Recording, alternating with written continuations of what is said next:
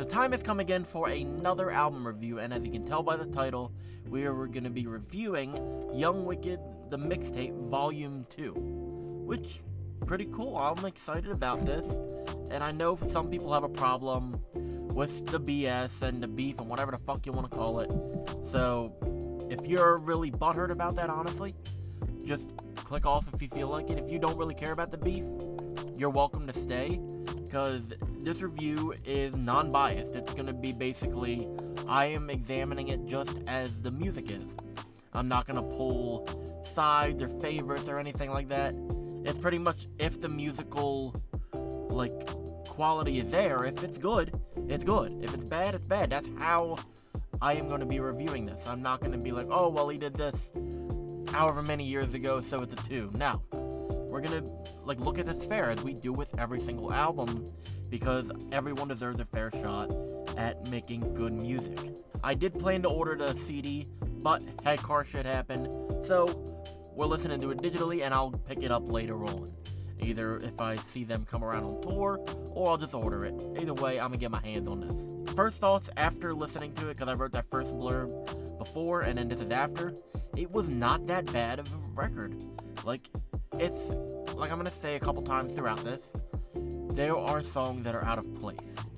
It's basically that they do not match the vibe or the feel, or however it does not match the structure of the rest of them. And that's okay. I gotta look at it kind of differently, because it is a mixtape, but still, there's just something at the end of the day, there was something that could have happened to where there is more of a, solid line of start to finish. I'm gonna be 100% honest. I think Young Wicked is probably one of the better producers within the underground that I've heard. There's obviously probably people I've never heard of, which don't nail me for that one. But I don't know if he produced this whole thing by himself, or if he had help, or whatever, but every time he jumps on a track, every one of his tracks sound solid. They actually sound like his song. And that's one thing I think is cool. He kind of made his own feel around it. It's when you hear his song. Same as if when you hear an ICP song, if you hear a Twisted song, stuff like that. It's just from the feel of the track, you know who it is. Now, we're going to go to the track by track. First up is the introduction called Deep, intro. And for a introduction to the album, not bad. It's done well. I've seen so many where it's basically too super long, super short, it's either, I'm gonna use it just as an example, Big Hoodoo off of the Red Book, the intro for Big Hoodoo's thing is Juice, intro, that's almost 6 minutes long. That is one that drug out too much, and then there are some for other tracks and albums that are it's a 30-second intro or something like that, and I feel sometimes that can be just about the right intro, but this being, I think it was 2 minutes-ish, that's not bad. And honestly, it feels like it's building up. It feels like you're going to be building up to something big. It doesn't feel like it's just there as an intro. It feels like it can hold its own as its own song. Next is the track Eternal. Now, honestly, not one of my favorite tracks off of this, but it's a solid track nonetheless. It builds off the intro with this weird dark feeling within it. Don't know really how to explain it other than that. The only thing that really kind of throws me off really is the weird effect in the chorus. With the auto-tune, if you would say that. It almost bit crushes his voice at times. That, the rest of the vocals are okay. But this one, it just throws me off so much, it kind of makes me turn my head. Other than that, it's fine. Not really the best, not really the worst, and it's not really a filler. It's kind of, it holds good there. The next one is weird, because it's 2 songs. It's No Masters / Shake the Shit. And it's weird because it is 2 songs. Why not just split it up into 2 songs? And I'll kind of just review them each separately, if that makes sense. So for the first part, it's unique because it switches that heavy guitar that we heard in Eternal for a more mellow piano and even a clean guitar solo at the end. And honestly, it seems very calm. It's be good as its own track. For Shake the Shit, it feels like an outtake. It doesn't really feel like it was originally meant to be its own song, on here. It either feels like it was probably something that was scrapped during either the Prodigal Son era to the Activated era, somewhere in between 17 to 21, or could have been a scrapped A&B song. Because it doesn't really feel super complete. It feels like it was just like a throwaway, basically. And it's not bad, but I would have been okay if it was just the song No Masters, or if this was like its own track. I feel like putting them together kind of makes it weird, but whatever. Next is Resurrected. Now this, if I had to really pick, this is my least favorite off the album. I'm sorry, it is. When it's really surrounded with more like guitar based like stuff within the album, it does not hit for me. I do not know why. I don't know if it's more of a emotional based song or what, but it doesn't really stick with that Young Wicked like name, in my opinion. Just from like listening to the other solo albums and all that, it doesn't match. It feels like it would be on the James Garcia Activated album, because I feel like there's like a fine line between that and then the Young Wicked shit for some reason, but that could be just me. But it doesn't feel like it fits here, but it could fit there. Shallow Grave is up next. It's probably one of my two favorite tracks on this album. It's a highlight. It's honestly one of the better tracks off of this. And where Resurrected seemed to fall flat with that guitar chorus, and not saying it's bad, but just it really didn't hit, this nails it right on the head perfectly. And it really comes with a more dark feeling within the song. And it's like, this is what I wanted to hear more of. I want to hear more of this. Pushing On is another emotional song. It really takes what Resurrected was doing and makes it more structured. And I love the melody with it, and the vocals seem more polished and put together on here. We're bouncing back and forth. This one I feel like could be a Young Wicked song or a James Garcia song. Doesn't feel like it's like out of place. The next one, Chrome, is definitely catchy. Not one of my two favorites, but it is a close for that second one. But you'll see what my favorite one is in a second. And it honestly feels more of like the Slaughter era, which is what I like. It feels like this and Shallow Grave, they fit well together on an album. Like this is the kind of feeling I would love to have back. This is more, I don't know if it's dark, but it just definitely feels more like, it feels more of like, I got the hook of this. I'm not trying anything different, which that's not bad. Trying new stuff is not bad at all. But it's like, for something like this, it feels like this belongs on here. Like it has a home on this. Flowers, another solid song, just wrong placement. Out of anything here, this is the wrong placement. It feels like, again, it feels like Pushing On, and with that weird vibe of it. But it reminds me of the 2010s emo songs I used to listen to.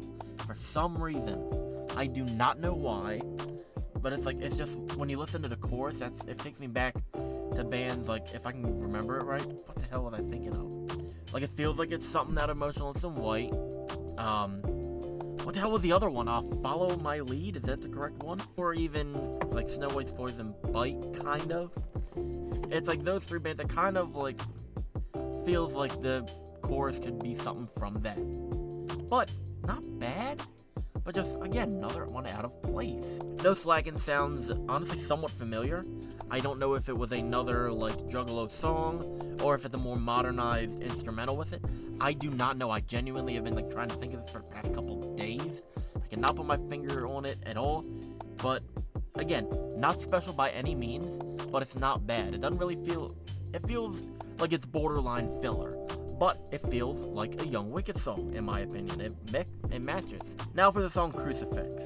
And I gotta admit, right off the bat, it is my second favorite song off this album, just because it is that catchy. I do not know what it is, but it's like, something hit right with this.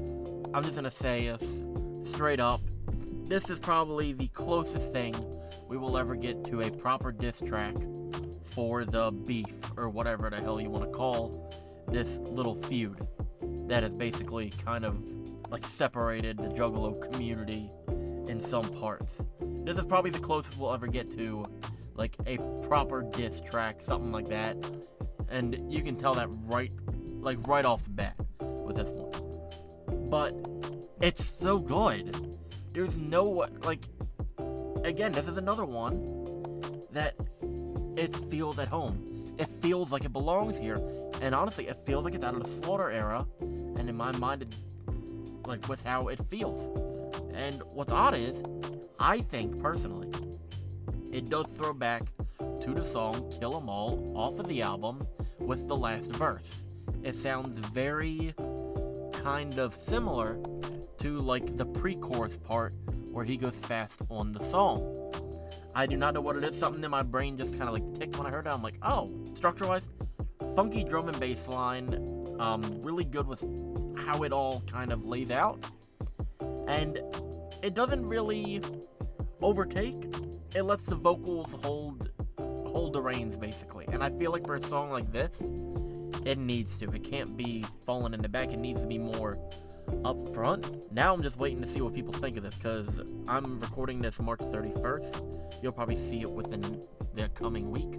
But yeah, that's how I feel about it. It's a solid song that I honestly I don't know if it'll stir shit. I don't know if it won't. Just gotta pretty much see what the hell will happen with this. Last song on the album is Keep Out of the Cold, and good ending for an album.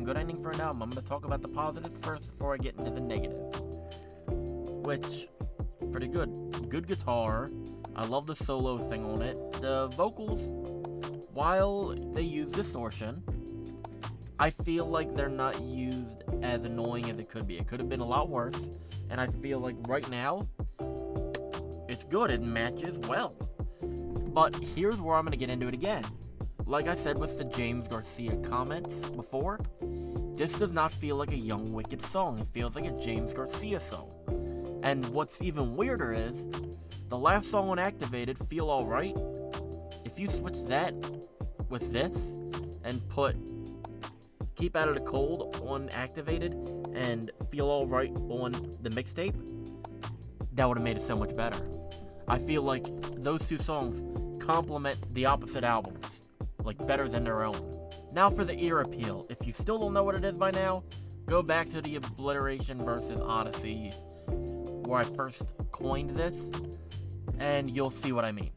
For this, it gets a 6 out of 10. And the reason it gets a 6 is the production, while it is solid and locked in, that's where most of the points come from, and the instrumentals fit the song well, and even the vocals match well. The production was done really, really good.